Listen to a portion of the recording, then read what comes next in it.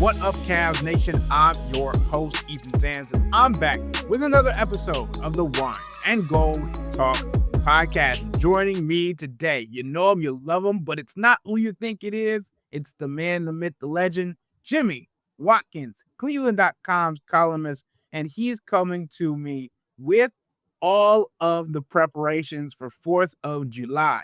Jimmy, what you got planned for the big day? What you got going? Ooh. So I've been going to the same 4th of July cookout since I was, 11 or something. My friend's parents were, I don't remember how it started. I think it was the year they built a deck in their backyard. They always had a pool. They had the coolest house, the coolest amenities. They had a trampoline too growing up. So we naturally gathered there all the time. And so it became a tradition, and we've added things on the tradition. We do a cornhole tournament every year, a can jam tournament every year with partners drawn at random out of a hat. I have finished runner-up in both tournaments in recent years. We keep bumping our heads on this glass ceiling. There's a little 22 Celtics in this franchise. Just can't seem to get over the hump. But confident that this year could be the year.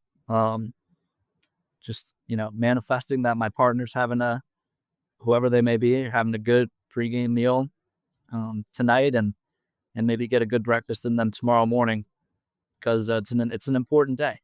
It's an important day beyond the history and all that. It's cornhole and can jam tournament day. So that's where my mind is. Love to hear it. For people that are wondering why we're starting this off with this, when you listen to this podcast, it will be the 4th of July. So happy 4th to everybody tuning in on this fine Friday.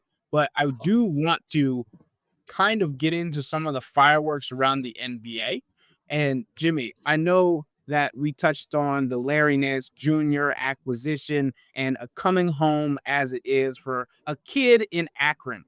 But there are rumors of a potential other kid from Akron coming back to Cleveland. And we have some questions from our subtexters that get into that. And I wanted to start with that question today. So this question, which comes from Matt in Nashville, a fan for 50 years now.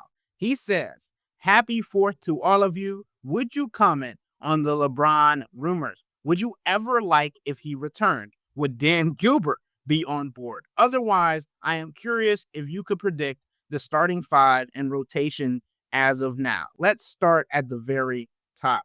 Jimmy, the rumors of LeBron James coming back to Cleveland. What do you think? Should they trade away some key pieces to get him to come back? Should they wait for him to potentially be in a buyout, even though he just signed into his player option? What do you think about the situation surrounding LeBron James as of now? I do think that this is not your typical LeBron power play with his franchise. I don't remember what it is, like 7 or 8 contracts in a row. LeBron has done this dance where he opts out of his contract, then does I don't know, if you don't push all your chips in for a championship, I might have to go looking somewhere else. And then he signs. The teams always appease him because he's freaking LeBron. For most of his career, he's been the best player alive. And so he usually gets what he wants. They usually trade all the picks they can, and everybody's happy. LeBron's happy at the very least. And if LeBron's happy, your team ownership and everybody else on the team is usually pretty happy. In this particular case, it seems to me this is one of the first times, if not the first time, that there's been pushback on that with LeBron, because the Lakers are in a unique position now that they have Luka Doncic in tow, to say, hey, we have someone on our roster that's more important than you. So we're focused on what that guy needs. What that guy needs is a little bit different from what you need. LeBron's at the stage of his career where every season should be, in his mind, should be all in, because he doesn't have very many left. And so everything that you could do to possibly win the championship, you should be doing for me right now, because I'm LeBron James. And again, most of his career, that's been true. This time, though, I think the Lakers pushed back a little bit. I think he's mad about it. And I think that how likely is it that he moved teams? I don't know, because this time he opted in. So he is under contract with the Lakers, and they don't like it would. I think if he had his druthers and the Lakers don't trade any of his picks. By the way, I think there is an overlap middle ground here where the Lakers do what's best for Luka and do what's best for LeBron, and start moving some picks around, some pieces on their team to improve the roster, because as it stands, their roster is fine. Maybe maybe win a playoff series level. Maybe that's disrespectful to Luke and LeBron.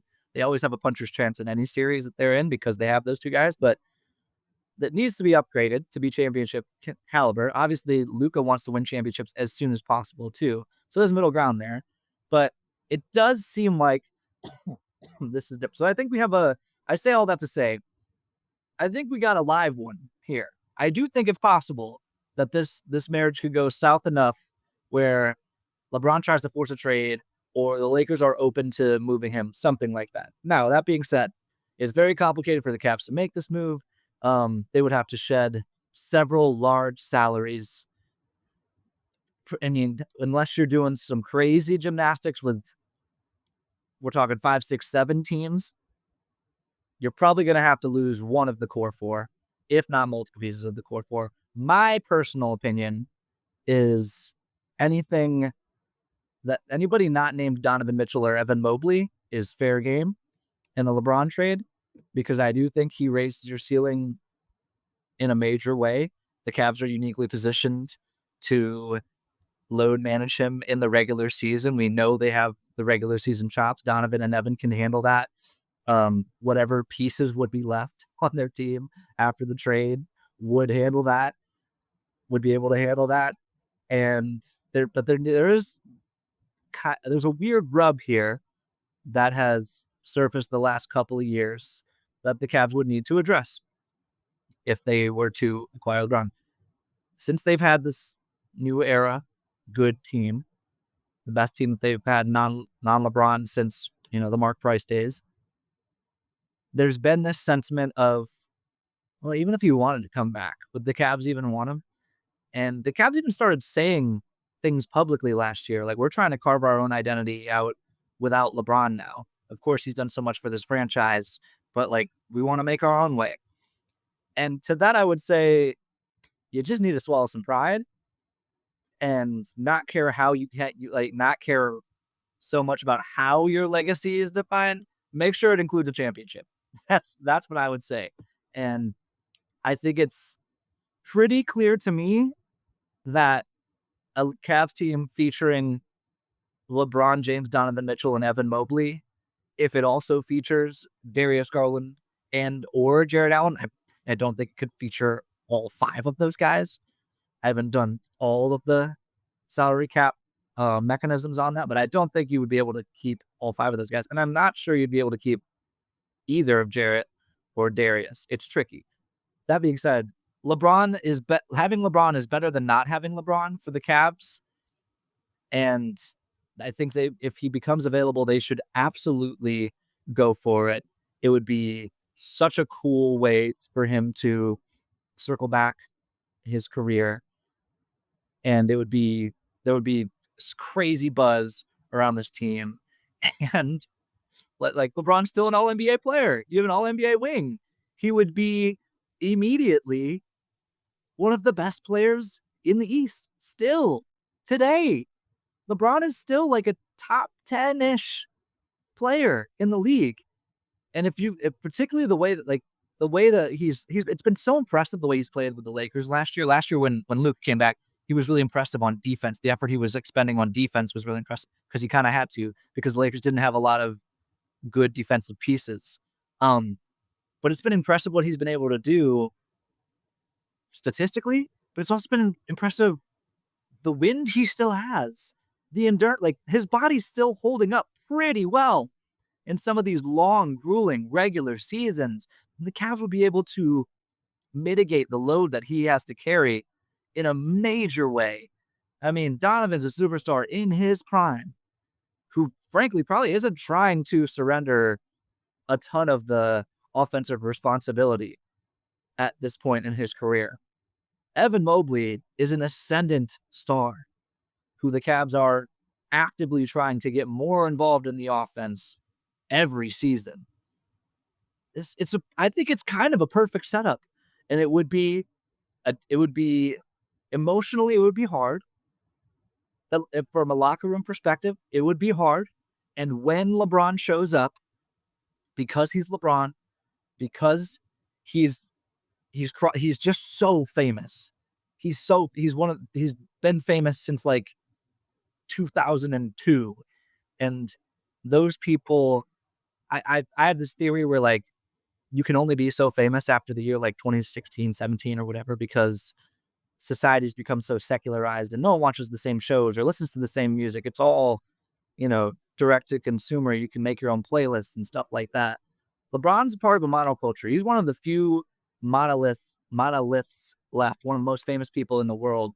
And the whole Cleveland Cavaliers world would revolve around LeBron again. That would be hard for certain members of the organization to digest, but it's the best chance they have to win, in my opinion.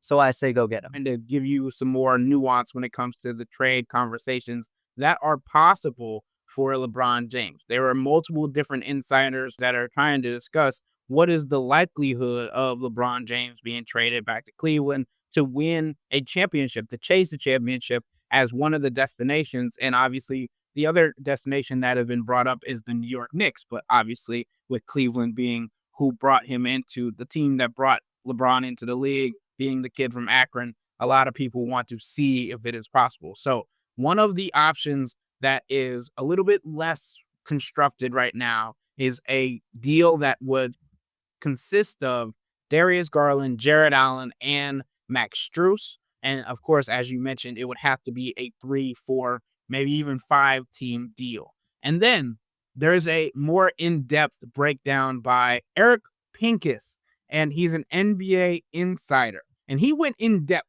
on this trade. So I'm going to try and do my best to break it down how he has it written out. The Cleveland Cavaliers would receive LeBron James, Shake Milton, Walker Kessler, Jaden Springer, the 2027 first-round pick from the Jazz, 2029 first-round pick from the Jazz, $16.47 million trade exception because they would be getting off of DeAndre Hunter's contract, and Bronny James. The Lakers would be getting DeAndre Hunter from the Cavs, Jordan Clarkson, KJ Martin, and another player from the Jazz. And the Lakers would also be getting in this deal by the way, I just want to say a few of these pieces have moved since Eric put this trade together. So like Jordan Clarkson's on the Knicks now, wouldn't be in the trade. But can we not get caught up in that? Like ancillary pieces, salary filler.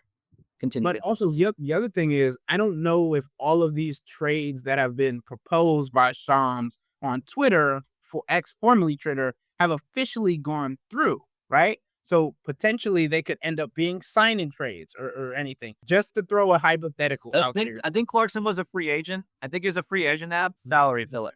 You're right about Clarkson. So let's just get back to, would you do this trade?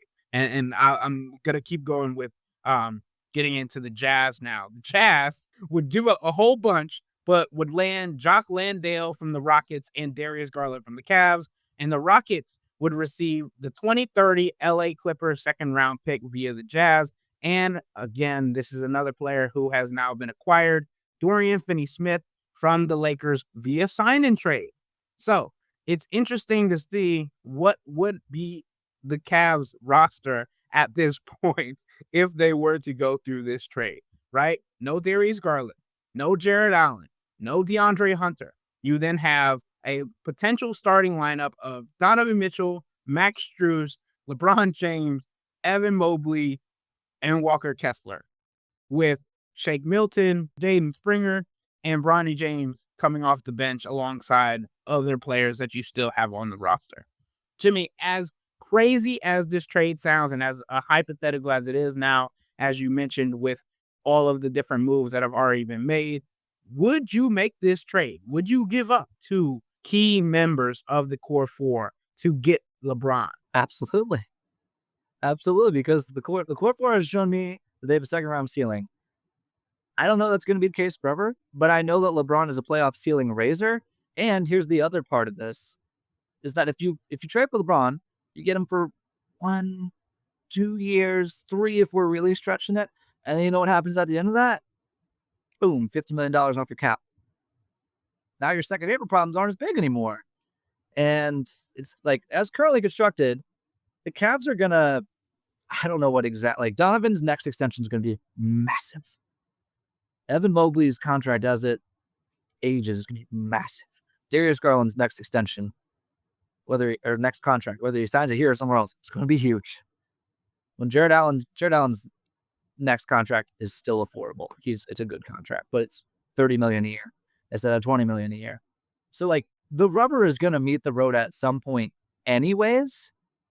I just think that you're killing two birds with one stone. I think you're increasing your championship ceiling now. Obviously, you have to be careful with LeBron because he's old and fragile at this point.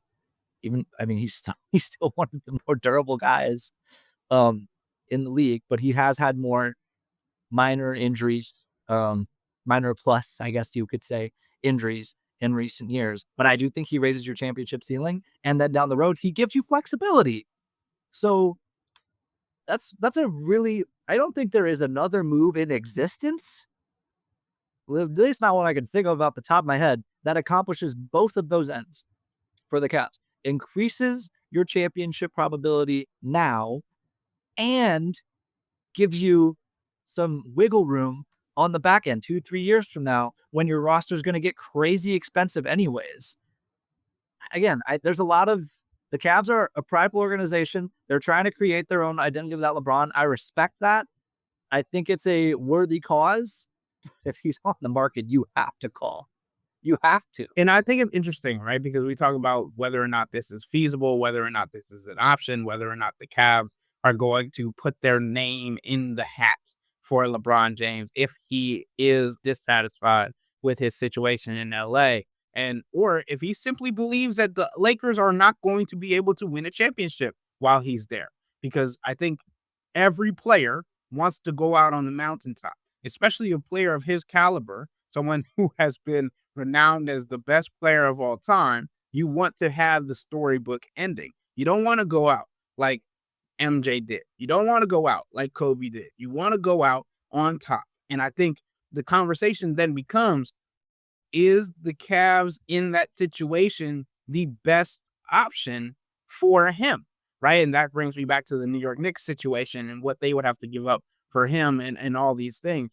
So, Jimmy, when we talk about being able to retain Donovan Mitchell, being able to retain Evan Mobley in this deal, does it matter who else is on that roster to you if you have that big three? Because we've talked about the era of the big three kind of dying, but if you only need 1-2 years left, could it be worth it? It would be a significant test of this theory that that the general basketball intelligentsia has been floating recently, which is that the playoffs are now more about depth than they've ever been. I think that's true, but it's as true because of the way the CBA has limited star stacking as it is true because depth is just naturally becoming more important.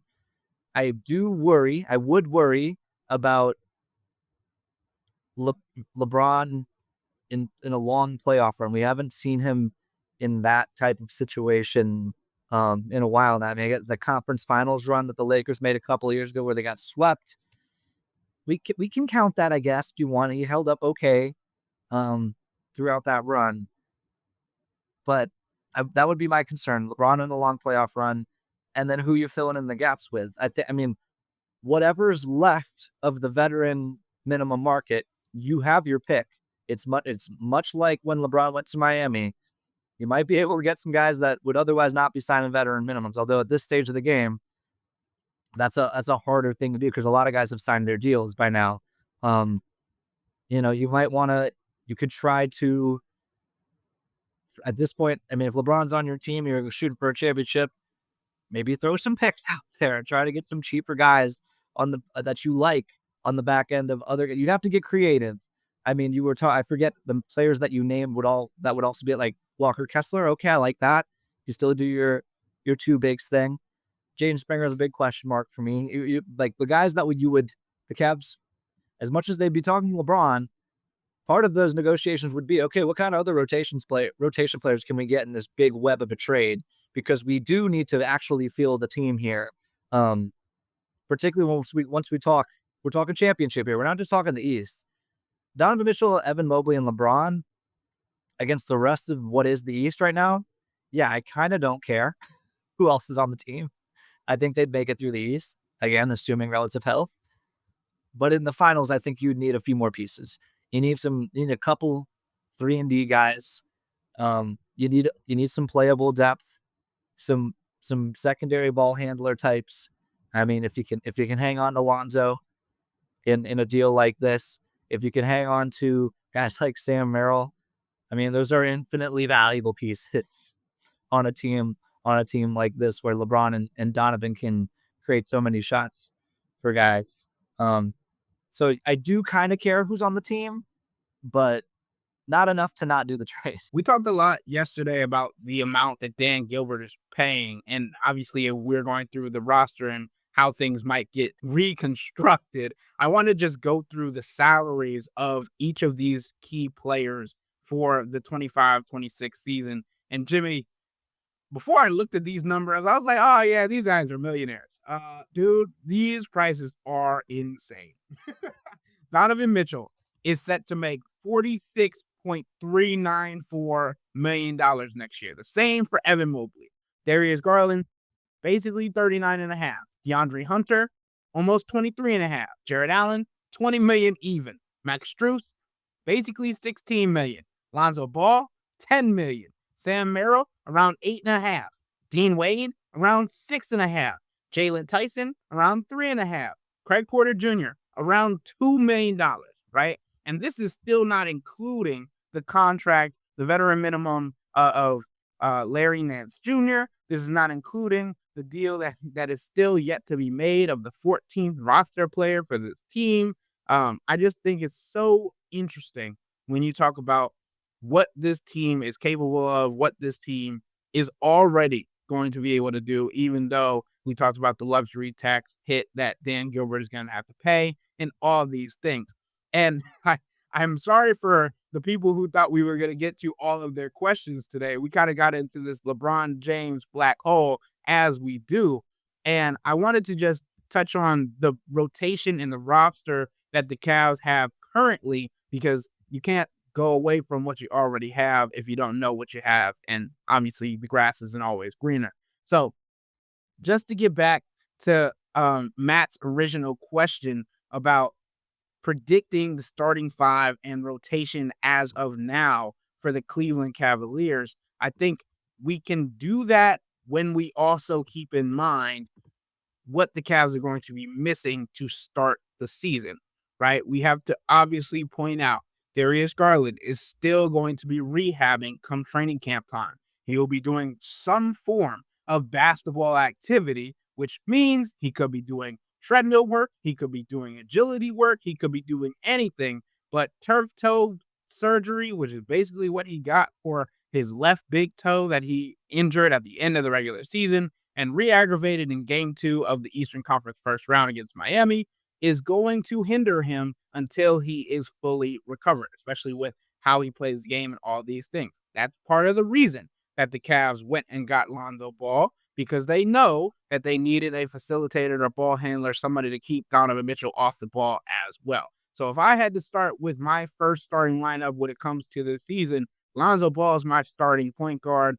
Obviously, it's going to be a training camp bout, which I'm excited to hear about, between Lonzo, who's experienced but hasn't had a lot of experience in the NBA just because of his injury history, Craig Porter Jr., who is in his 3rd season in the NBA and trying to battle out to figure out where he's going to be, Tyrese Proctor, a player that they drafted number 49 overall, in a rare situation where you have the opportunity to fight for rotation minutes in your first year as a second rounder. And then Jalen Tyson, someone who was the main ball handler at Cal, having the opportunity to add into his arsenal of ball handling, facilitation, all of those things, even though we've talked about this on this podcast, Jalen Tyson is more being used as a wing or a forward rather than being used as a guard in the lineup that the Cavs would like to have him in with his 6'6" size and his defensive acumen that continues to grow. So if we had to go into the depth chart for the Cavs to start the season, here's my starting five. Lonzo Ball at the 1, Donovan Mitchell at the 2, Max Strus at the 3, Evan Mobley at the 4, Jared Allen at the 5.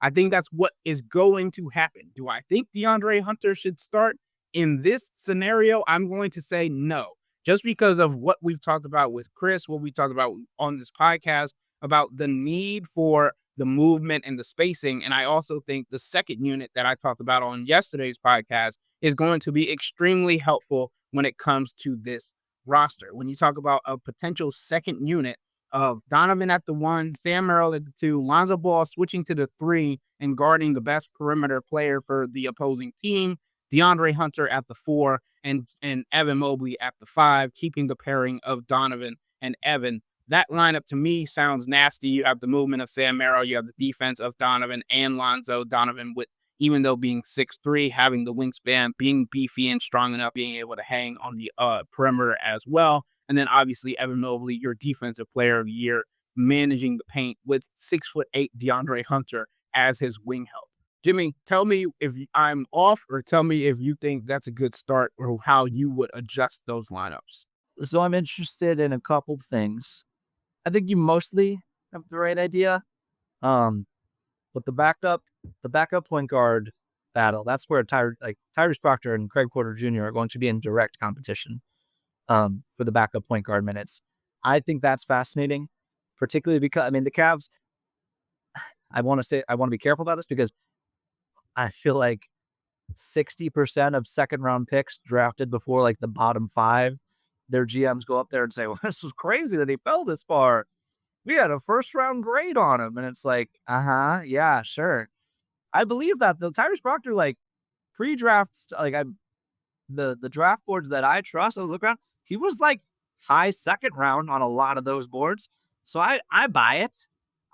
And I think they go down it's not just Tyrese Proctor, Craig Porter Jr. is not just the backup point guard battle at the beginning of the season.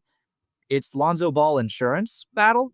In case we talked yesterday a lot about Lonzo Ball's injury history, it needs to be addressed. Like if Lonzo goes down in the playoffs, one of you dudes got to soak up those minutes a little bit. And I found this stat the other day because, again, I was thinking about, is Tyrese Proctor really going to be? Because, again, if you say you have a first round grade on this guy, to me, that suggests that they kind of drafted him over Craig Porter Jr. If Tyrese Proctor was the 25th pick in the NBA draft, I'd be like, Craig Porter Jr., I don't know about how much he's going to play next year, right? So from that vantage point, I'm thinking about, okay, but in the playoffs, you can play second round pick in the playoffs because, by the way, he did, whatever your grade was, he did fall to 49. There were a bunch of teams, every team in the league had a chance to draft this guy and didn't, or most, I don't know whoever didn't. Maybe the Lakers are one of the teams that didn't have a pick until like the 50s, and they traded up, so they could have. A lot of teams didn't draft him. I think a lot of it was a physicality concern, defense concern. He had 3 years in college. That's still, that's college weight rooms tend to beef you up. Didn't happen as fast for Tyrese Proctor. That might be, I'm just hypothesizing on that one. But he still fell to 49 for a reason. Could also be some agenting. Tim Connolly made an interesting comment about on draft night about how agents have sort of taken over the second round and directing their guys where they want them to go. So again, lot of factors at play there. But I'm just like, I looked this up the other day. The last 10 years, second round picks that have played double-digit minutes per game in the playoffs for a team that won a round. There have been 6 of them. It doesn't happen very often. If Tyrese Proctor is going to be a playoff contributor, and again, this would involve Lonzo Ball getting hurt. We don't want that.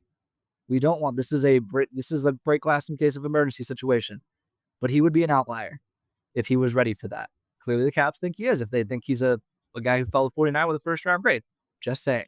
The other thing I thought you said that was interesting, Ethan, is that you're going to start the season with Lonzo Ball starting, which I agree with. He'll be the point guard. And then you're going to have him play the 3 in bench units. I'm giving that a side eye a little bit because obviously Lonzo's role is going to be bigger in the beginning of the year than it will be when Darius comes back. That's just natural. But this dude played 22 minutes per game last year. He hasn't played more than 30 since 2021-22, before the trio of knee surgeries that he underwent over the last couple of years. And you want this guy to last. You want him to peak in the playoffs. And I don't know that extending him early in the regular season is going to help you do that. Now, look, the Cavs wouldn't have gone after Lonzo if they didn't have some confidence in where he stands medically. I don't know, frankly, how that could be, but they might know something I don't. Odds are they do know a lot of things I don't, and particularly on this front. Like, the medical records have to be part of that trade, right? But I think we'll probably see a decent amount of Tyrese Proctor and Craig Porter Jr.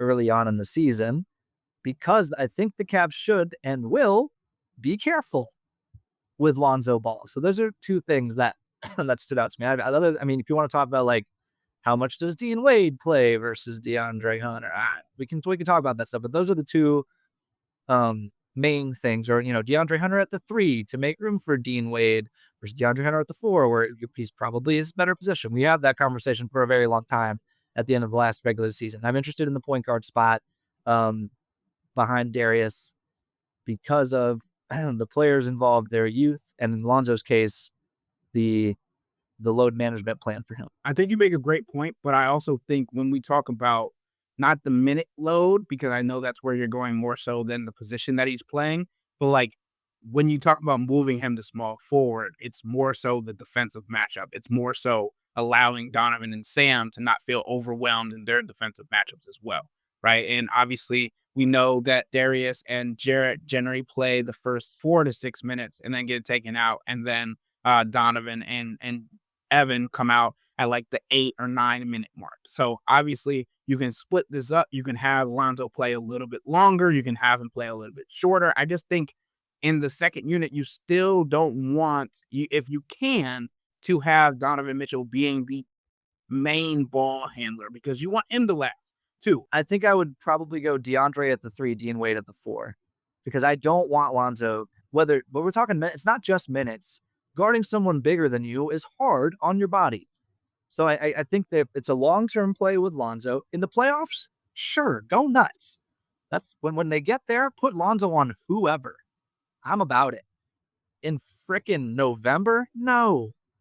Even if we have to sacrifice a little defense, I don't care. We learned last year how far 64 regular season wins will get you. No further than 50 that the Pacers won last year, okay? So it's all about preserving the guys that need to be preserved for the postseason.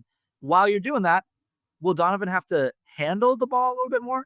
Sure, but I think, like, if you ever reach a point when you're talking to yourself about the Cavs this year and you're thinking, well, we don't want this guy to initiate too much offense. What's the answer here? Evan Mobley. Evan Mobley's the answer, okay? Donovan can dribble the ball up or not. Evan Mobley can dribble the ball up. Donovan can dribble the ball up and then just throw it into Evan Mobley and let Evan Mobley run your Evan Mobley offense, okay? I think that second unit, I kept pointing it out against the Pacers because those second unit lineups that Evan anchored would be when there's basically no real center on the court for the Pacers and you can attack. But I think that's going to be the case that carries over into next year too. Like, when Evan Mobley's out there with the second unit, that should be his time. It should be him, and DeAndre Hunter can take way more, can use, quote unquote, on usage rate, more possessions, a lot more possessions than they did last year. There's a Ty Jerome vacuum. I think the Cavs want there to be a little bit of a Donovan Mitchell vacuum during the regular season. So get Evan the ball, give DeAndre the ball.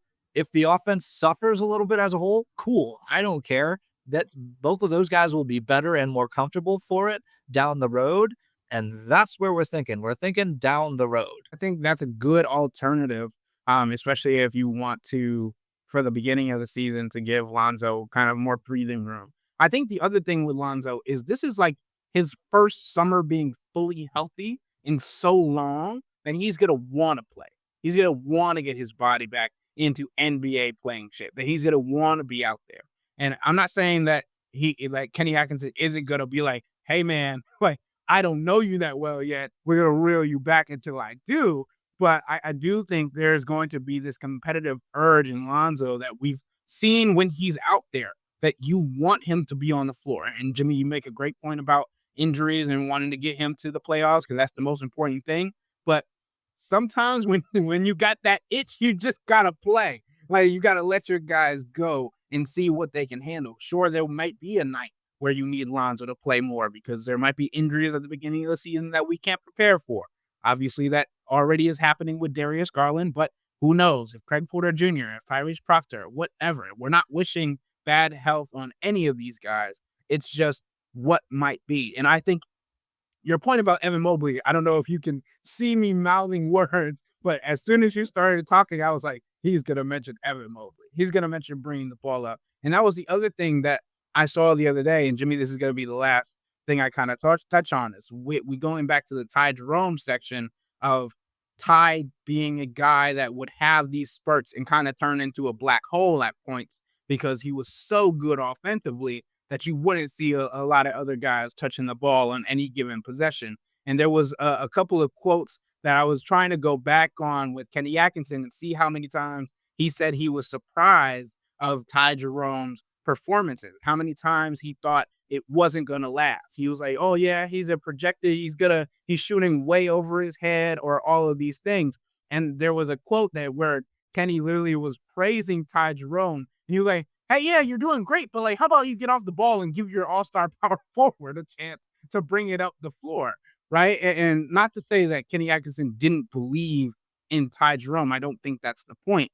I think it's the point that they know they need to initiate offense more through Evan Mobley. And we touched on this a lot throughout the playoffs when Evan Mobley was not getting the ball when he should have or wasn't calling for the ball. And sometimes we just literally said, if you're going to be the one to grab a rebound, because there's two players on this team that are averaging over 8 rebounds a game. It's Evan and it's Jarrett Allen. Sometimes you got to just grab the board and go and take it yourself and allow the offense to go on its own. And we've talked about this with Kenny Atkinson, and I watched a lot of different film on it when LeBron was in Miami with Chris Bosh and Dwayne Wade, and how Eric Spoelstra will run the no lanes offense when it was in transition. So that meant that no big man was allowed to run from paint to paint because that would clog up the area. You wanted to space it out. This time, now you have a 7-foot unicorn running the break, and you have all shooters kind of spread out, and there's so many different options. I think that's really what Kenny Atkinson is going to try and lean on. So again, Jimmy, great point. Evan Mobley is going to be the one to bring the ball up. And I do want to say that for our subtexters that were expecting me and Jimmy to go into more of your questions today, don't get discouraged. We are going to continue to go through the questions throughout next week, throughout the coming weeks, especially because we know we only got to Matt in Nashville's question today. But Can I make a quick Ty Jerome Evan Mobley point real quick? I agree. We talked about it a little bit yesterday. Lonzo will be good for Evan Mobley in this regard. He's much less of a gunner, much less of a true 6-man than Ty Jerome, who's a bucket to be sure. But sometimes irrational. I'll say this: irrational confidence is considered irrational for a reason. Sometimes, okay, and we saw that a little bit in the playoffs. I will also say that it's not all Ty Jerome not getting Evan Mobley the ball. First of all, when Ty Jerome was briefly taken out of the rotation in Game 5 against the Pacers, and Evan Mobley had 10 first quarter points, no Ty Jerome in that second unit, and Evan Mobley still took 1 shot in the second quarter. Guards are ball dominant guards gonna ball dominant guards sometimes. You know what I mean? Darius, Donovan, whoever, they believe in themselves, and it's an adjustment.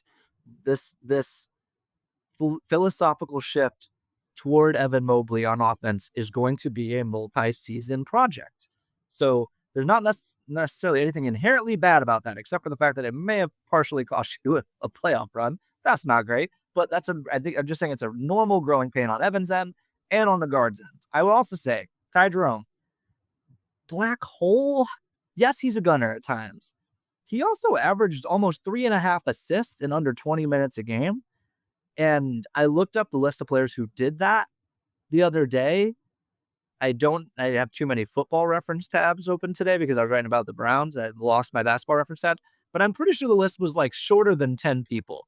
So like, it's a different kind of thing where like Ty Jerome beats the man in front of him, dribbles, and dishes, and maybe makes the pass that leads to the shot. Whereas Lonzo will be like a hockey assist guy. He's more of a guy that where the ball, he'll spread the energy of the ball around a little bit more. But Ty Jerome was getting his teammates involved too. I just want to say that. Again, I wasn't going all the way and saying that Jerome wasn't. There were just instances that Ty Jerome, when he was in a slump in the playoffs, you could tell because he was pressed. Particularly in the playoffs, it was an issue. Correct. And I'm not, and this is what the Cavs have been referencing when they go into their off-season perspective. I'm not saying that Ty Jerome wasn't one of the best facilitators in the regular season, especially in the beginning of the regular season, before he had the offensive confidence to score his own bucket. It was his job to facilitate. There were multiple games where he had 7 assists. Him and Karis LeVert were carrying the assist load off the bench. But there also were times where Ty Jerome was like, I have the hot hand, give me the ball, and I'm going to go do my thing, right? And we talked about this with the fact that the Cavs are losing shot creation and being able to do your own thing with the ball in your hands. I think people are also forgetting about DeAndre Hunter, who has had that role in the past and, again, was a 6th man of the year candidate before coming to the Cavs and having votes taken away from him by his best friend, unfortunately. So I think we talk about all these little things, but there's always nuance to them. And that's what I keep telling everybody on this podcast, whether it's Chris, whether it's you, Jimmy. It's all of these different layers that sometimes don't get touched on. And I'm glad that you're here to keep me in check when those things happen. And I just think when we talk about the growth of this team, the growth of the capability of the roster that they have, yes, we did start with some fireworks with LeBron James, but I do think this Cavs team, as many are saying that they've taken a step backwards with the loss of Ty Jerome, I think they're building something that they can believe in, that they have utmost confidence in when it comes to the tenacity of the defensive end, the physicalness, the toughness, and all of these things that they lacked in the playoffs last year. They're trying to build to change that. Everybody, as I mentioned on the last podcast, everybody should be able to dribble, shoot, and defend. And that's what this Cavs team is continuing to build around. But with all that being said, that'll wrap up today's episode of the Wine and Gold Talk podcast. But remember to become a Cavs insider and interact with Chris, me, and Jimmy by subscribing to Subtext. Sign up for a 14-day free trial or visit cleveland.com/Cavs and click on the blue bar at the top of the page. If you don't like it, that's fine. All you have to do is text the word STOP. It's easy, but we can tell you that the people who sign up stick around, because this is the best way to get insider coverage on the Cavs from me, Chris, and Jimmy. This isn't just our podcast. It's your podcast. And the only way to have your voice heard is through Subtext. Y'all be safe. We out.